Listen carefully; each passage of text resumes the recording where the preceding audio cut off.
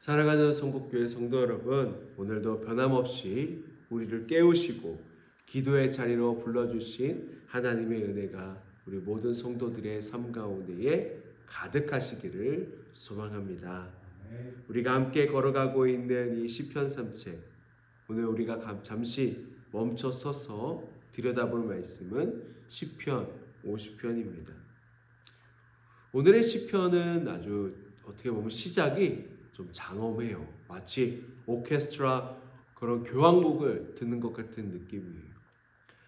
이 시편은 항상 여러분 조금 상상하시면서 머리에 떠올리시면서 이 시편을 묵상하시는 게 참 도움이 많이 돼요. 시인이 부를 때 그 하나님을 지금 전능하시니 1절에 보면 여호와 하나님이라고 부르고 있죠. 그리고 해 뜨는 곳에부터 해 지는 곳에까지 온 세상을 향해 소리를 높이시고 계신다는 거예요. 그냥 부르시는 것이 아니라 온전한 아름다움이 있는 하나님이 거하고 계시는 그 시온에서 빛을 비추면서 하나님이 우리의 곁으로 나타나시고 계십니다. 그러니까 하나님의 등장이 하나님의 전능하심을 우리에게 보이시면서 지금 해 뜨는 데서부터 해 지는 데까지 그것은 이제 온 세상을 이야기하는 것이죠. 그것을 모두 햇빛으로 빛으로 비추시며 어둠을 물러내시고 우리에게 지금 다가오고 계십니다. 그래서 3절을 보면 하나님께서 나타나실 때 그 앞에는 삼키는 불이 있고 사방에는 광풍이 몰아친다라고 그리고 있습니다. 이 장면은요, 그냥 하나님이 그저 저 멀리 계시는 분이 아니라 우리의 삶의 현장 속에 직접 찾아오신다라는 그런 그림을 우리에게 그려주고 있는 것입니다. 삼키는 불, 모든 그런 거짓된 것, 가짜를 태워버리는 하나님의 거룩함을 의미하고, 광풍은 그 누구도 막을 수 없는 하나님의 강력한 능력, 그런 권능을 상징하고 있습니다. 여러분, 하나님은 잠잠히 계시는 분은 아니세요. 하나님은 하늘과 땅을 증인으로 불러다 놓으시고 하나님의 백성들을 판단하기 위해서 때로는 보좌에 앉으셔서 그런 어미로운 엄중한 재판장으로 우리 앞에 서 계시고 계세요. 그런데 그 하나님께서, 재판장으로 오신 하나님께서 백성들을 이렇게 불러 모으세요. 5절에 보면 나의 성도들을 내 앞에 모으라. 그들은 제사로 나와 언약한 이들이다 라고 이야기하고 있잖아요. 부르신 이유가 무엇이냐? 그것은 백성들이 예배를 안 드렸거나 제물을 안 바쳐서가 아니에요. 오히려 하나님의 백성들 이스라엘은 예배를 아주 성실하게 드렸습니다. 번제가 항상 하나님 앞에 있었다고 말씀하실 정도로 완전히 종교적인 형식은, 보여지는 모습은 아주 완벽했습니다.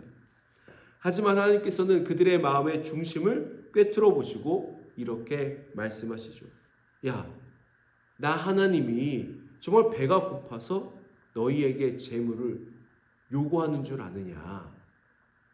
여러분, 하나님은 이 세상을 만드신 창조주 하나님이라고 우리가 고백을 합니다.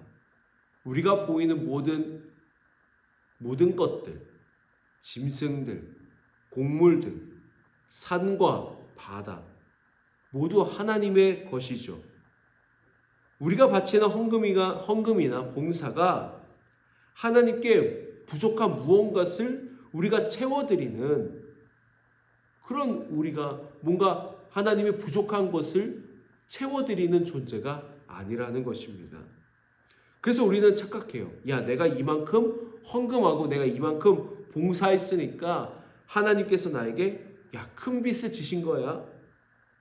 그러니까 하나님께서 이만큼을 우리에게 해주셔야 돼. 난 무조건 이걸 받아야 되겠어. 하나님은 우리와 그렇게 거래하시는 분이 아니에요.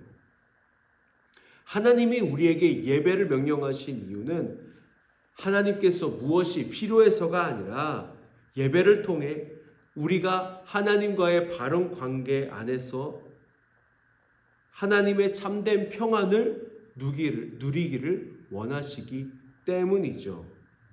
우리가 그 하나님의 마음을 기억하면서 오늘 우리가 읽었던 14절과 15절의 말씀을 읽어보도록 하겠습니다. 시작. 감사로 하나님께 제사를 드리며 지존하신 이에게 내 서원을 갚으며 환난 날에 나를 부르라. 내가 너를 건지리니 내가 나를 영화롭게 하리로다. 아멘. 재판장으로 오신 하나님이 우리에게 가르쳐 주시는 진짜 예배의 비결은요, 바로 감사입니다. 감사는 그냥 기분 좋을 때만 하는 것이 아니죠. 이렇게 고백하는 거예요. 하나님, 내 생명과 내가 가진 모든 것이 다 하나님께서 주신 것입니다. 라고 하나님을 인정하는 겸손한 고백이어야 합니다. 내가 가진 건강, 내 가족, 내가 누리는 일상의 소소한 기쁨들이 사실은 내 능력으로 얻은 것이 아니라 하나님의 선물임을 우리가 깨닫기 시작하는 것이 진짜 감사의 시작인 것이죠. 이것이 신앙의 원리이고 또한 우리가 봉사하는 원리이자 하나님께 헌금하고 예물을 드리는 원리인 것입니다. 15절은 우리가 고난 중에 있는데 얼마나 큰 위로가 돼요. 여러분, 우리가 환난 날을 우리가 만날 수밖에 없습니다. 인생에서. 그러지 않기를 원하지만 우리는 한 번쯤은 환난 날을 만나게 되죠. 갑작스러운 질병이 있을 수 있고 경제적인 위기, 사람 때문에 겪는 그런 마음의 상처가 우리를 괴롭힐 때가 있습니다. 그때 하나님은 우리에게 아주 정확한 길을 알려주시는 거예요. 너희가 어디 가서 도움을 구할까 방황하지 말고 바로 나를 불러라. 나 하나님을 불러라. 우리가 힘들 때 세상 방법을 찾기보다는 하나님을 의지하고 부르짖는 그것이 하나님을 기쁘시게 하는 최고의 예배, 제사라고 말씀하시는 것입니다. 우리가 그저 하나님께 두 손을 놓고 하나님, 저는 힘이 없습니다. 하나님께서 도와주셔야 됩니다. 라고 손 내미는 그 간절한 모습이 하나님을 영광스럽게 하는 것입니다. 또한 하나님께서는 우리에게 한 가지 좀 경고도 남기셨어요.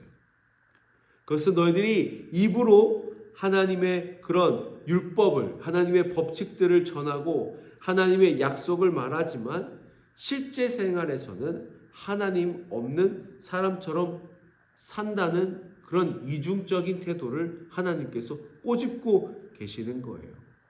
우리가 지난 주일에도 그 사랑을 실천하는 것에 대해서 이야기했잖아요.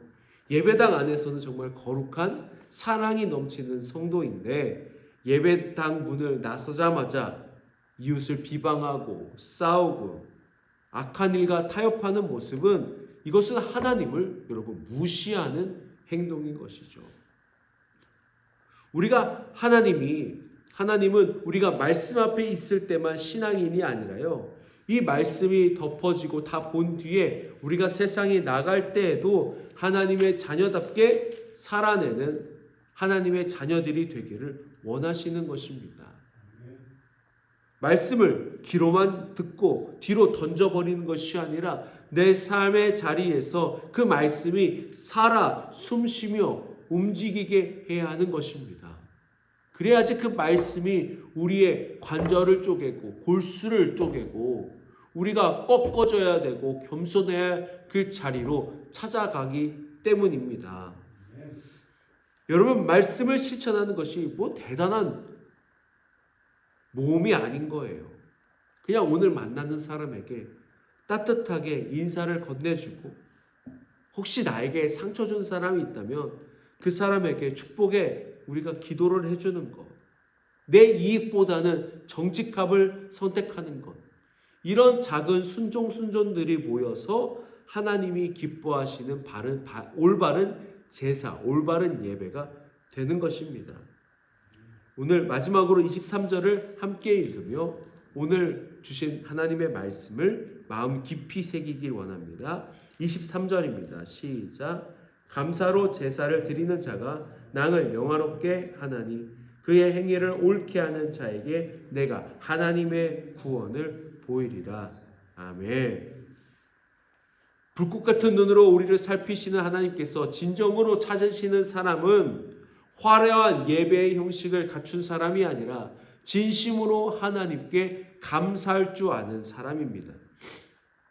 우리가 가진 모든 것이 하나님의 소유임을 고백하며 인생의 거친 풍랑이 몰아치는 환난 날에도 우리가 좌로나 우로나 치우치지 않고 오직 하나님의 이름을 부르며 도움을 구하는 자들을 하나님께서는 결코 외면하지 않으신다는 것이에요. 시편에 이런 비슷한 내용들이 우리가 50편까지 보면서 많이 있었잖아요. 하나님을 찾는 자, 하나님을 부르짖는 자, 바른 길로 서는 자들에게 하나님은 그들을 외면하지 아니하시고 보호하신다고 분명히 여러 번 거듭하여서 말씀하고 있는 것입니다. 이제는 우리가 그것을 믿고 신뢰하며 세상으로 나아가야 할 때입니다. 우리가 입술로 드리는 감사가 우리의 삶의 현장에서 정말 정직과 사랑이라는 정말 구체적인 행동으로 이어질 때 하나님은 우리를 통해 온 세상을 밝히시는 그 영광을 받으시는 줄 믿습니다. 여러분, 오늘 하루 원망 대신 감사를 선택하시고 하나님의 자녀라는 그런 자부심을, 그 명예를 가지시고 세상 속에서 그 소금과 빛으로 살아가시기를 바랍니다. 그래서 하나님께서 약속하신, 언약하신 그 놀라운 구원의 역사가 풍성하게 나타나시기를 예수 그리스도의 이름으로 축원드립니다. 아멘. 우리 함께